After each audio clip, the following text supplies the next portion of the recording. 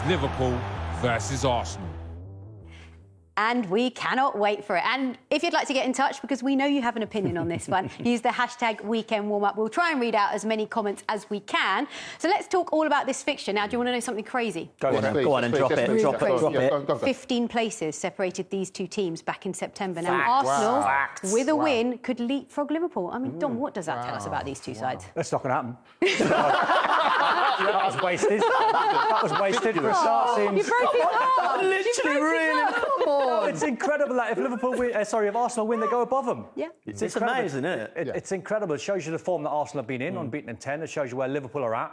Only lost one game, but a couple of draws along the way. And it just shows you, if you're anywhere from 12th, I think, where Leicester are, you stick a couple of wins back-to-back, you can get in the top four.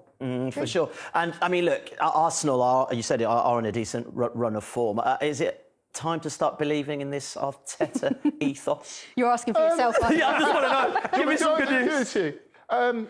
Look, there were doubts at the start of the season, but there were loads of reasons for that. I'm really pleased they stuck with him. I'm really pleased that it allowed the young players to come to fruition. I'm not just talking about the players who were there. I think the players that they signed as well have done really well. Ramsdale, I wasn't convinced, but I think he's brilliantly.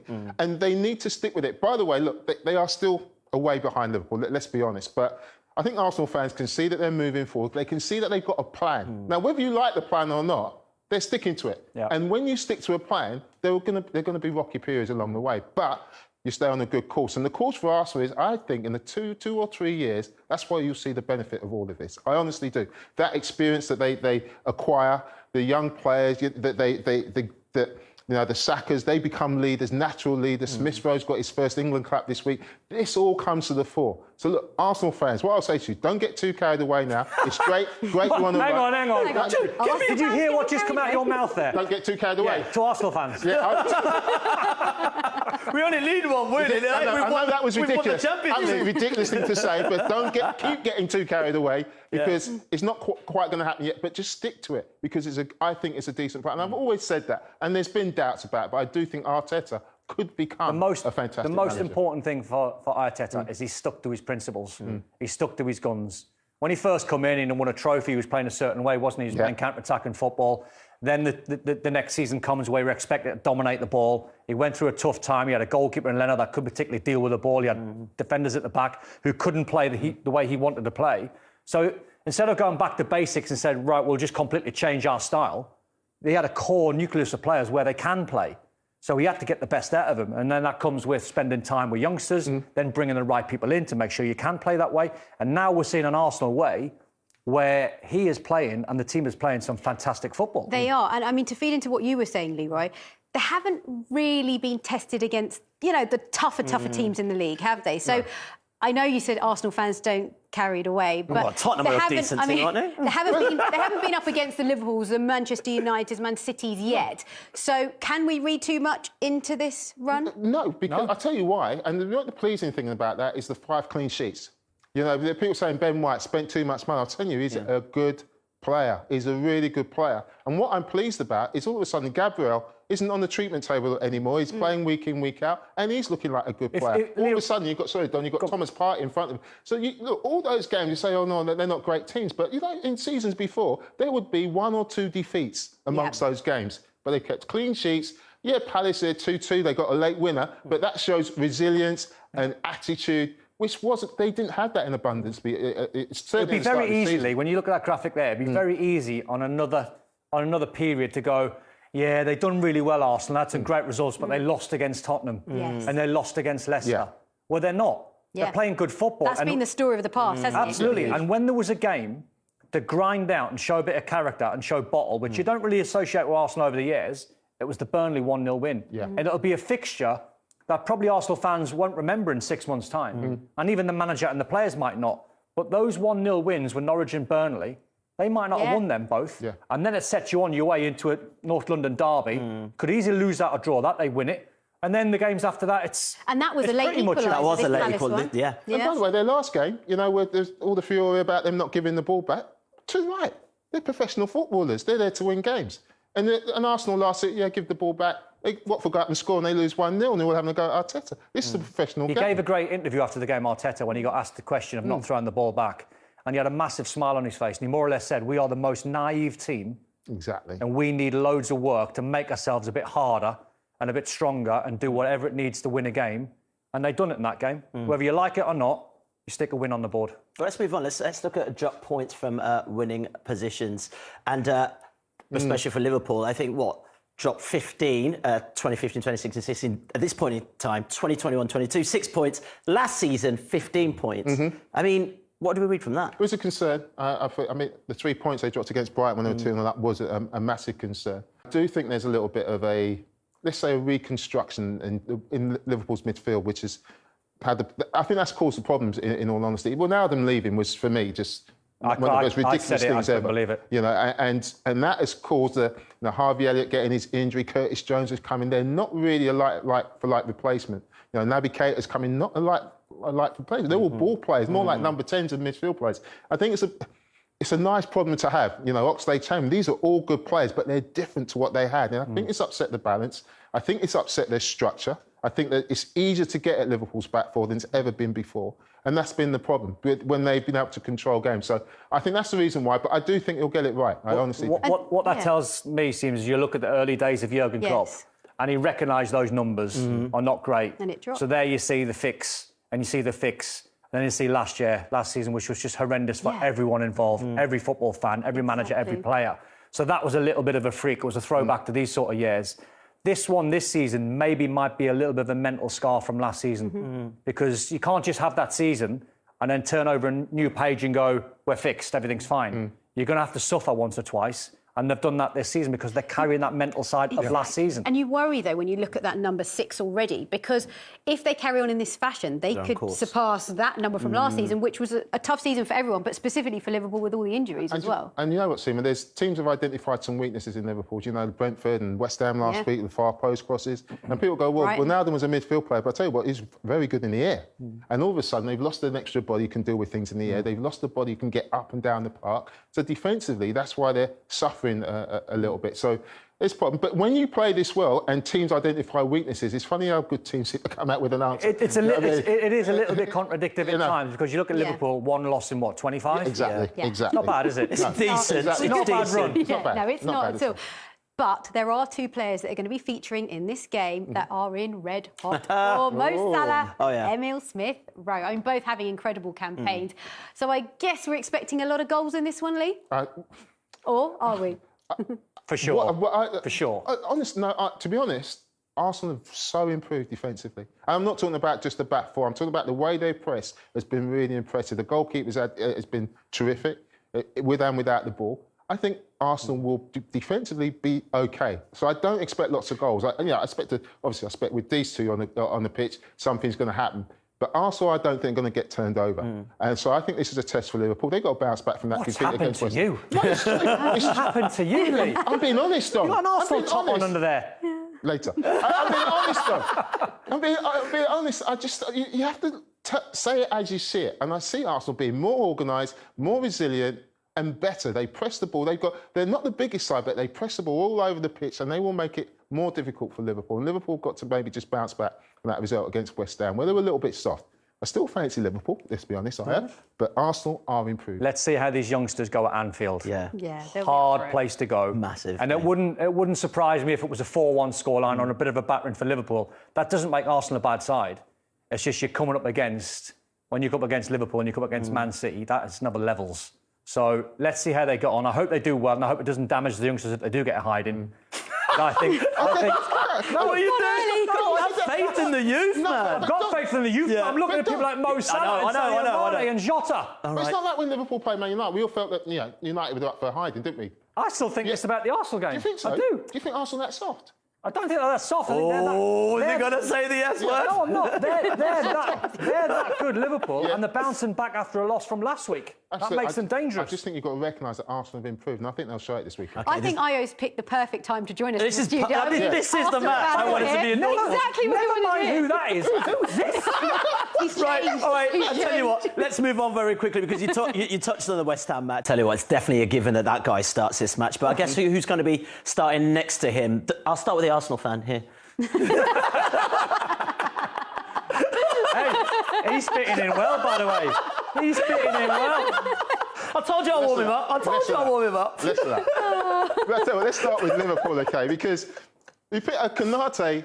I love him. I think he's going to be an amazing player. So, this is a side we've picked that's available. Tsimikas coming in for Robertson is mostly going to be out with a hamstring injury. There was a doubt about Jordan Henderson, but he trained on Tuesday to expect him to play. This is what I was talking about, Don, in their midfield. Thiago, look, we know he can play, we know he's a baller, but out on that left-hand side, you just feel like physically, athletically, could be found out at times. We know Firmino's out, so Jota will come in. I think it takes away from Liverpool's play. I think Jota, outstanding player, but the way Firmino plays, I think, just ties everything together. But it's still a very, very strong Liverpool side, especially at Anfield. What do you think about Arsenal, Don?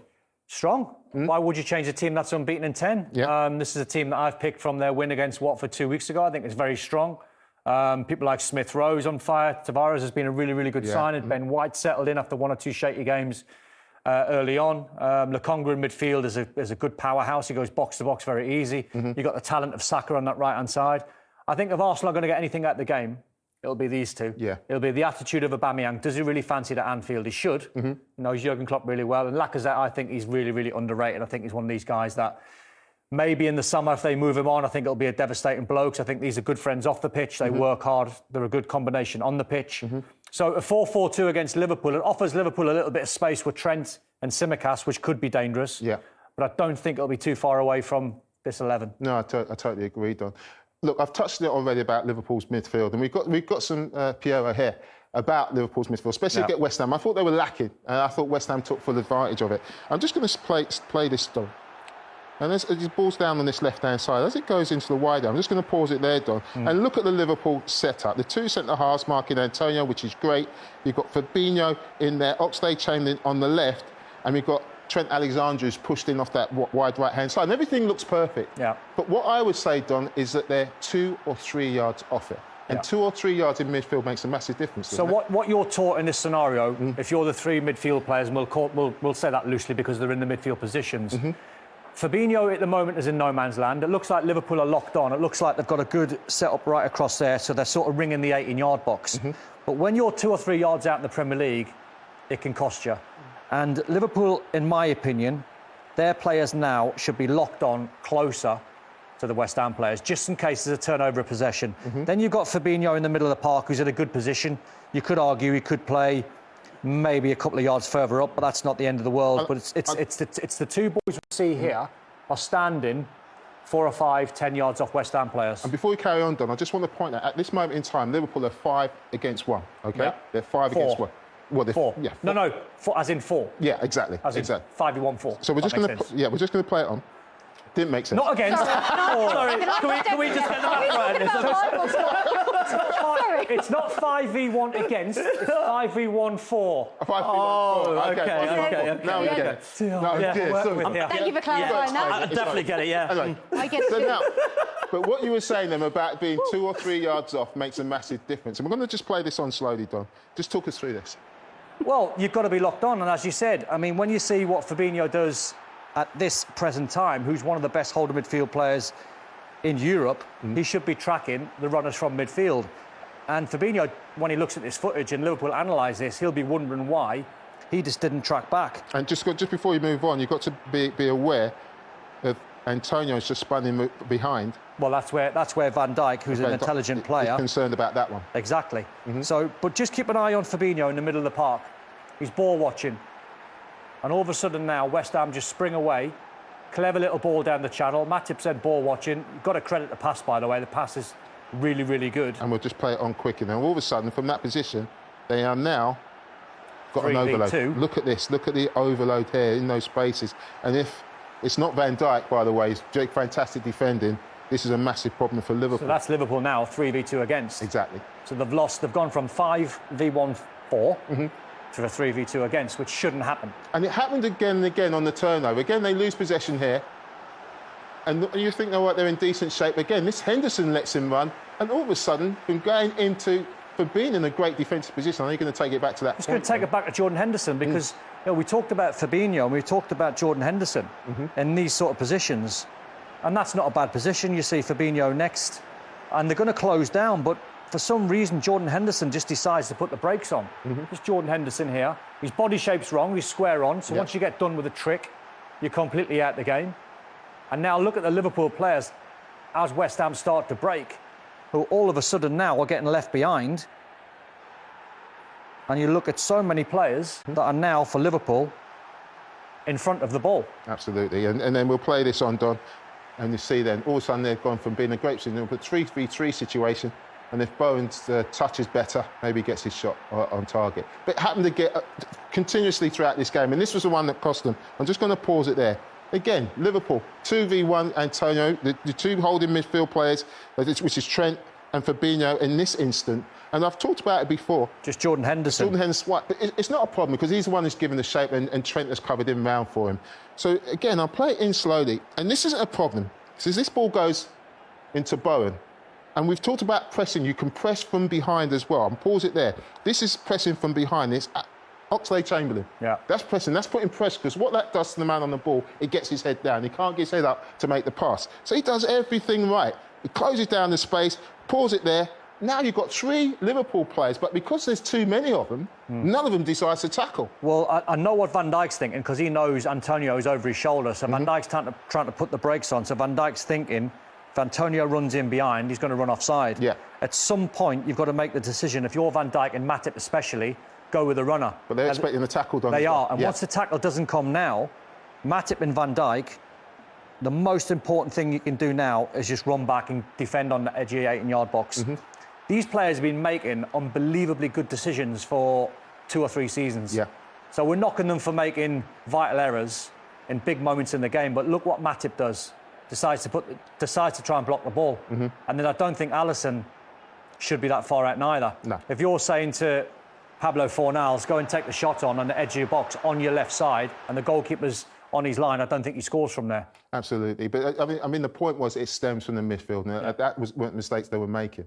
We talked about Arsenal, their improvement. I'm looking at that back five, Don. It's almost all changed from last season. But I think the key has been Ramsdale. And I've got some clips here of Leno last season against Liverpool compared to Aaron Ramsdale. Yeah. And this is Bernd Leno, just here in the 6-yard box. And as I play this on, as it comes to him, I'm just going to pause it there.